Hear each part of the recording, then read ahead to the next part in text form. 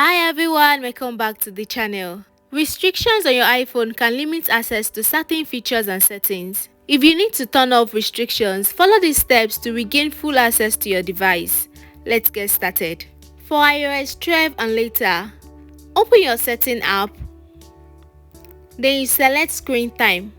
Scroll down and select screen time. Next, access your content and privacy restrictions. Tap on content and privacy restrictions. The next step is to turn off restrictions. Toggle off the switch next to the content and privacy restriction to the off position. If prompted, enter your screen time password. This is required to make changes to restrictions. For iOS 11 and earlier, you open the setting app, go to General and then go to Restrictions. Disable restrictions then and confirm your changes. And that's it guys. Turning off restrictions on your iPhone can be done through the screen time setting for newer version of iOS or through the restriction menu in the older versions. Ensure you have the correct passcode to make these changes. Once disabled, your iPhone will no longer have restrictions applied.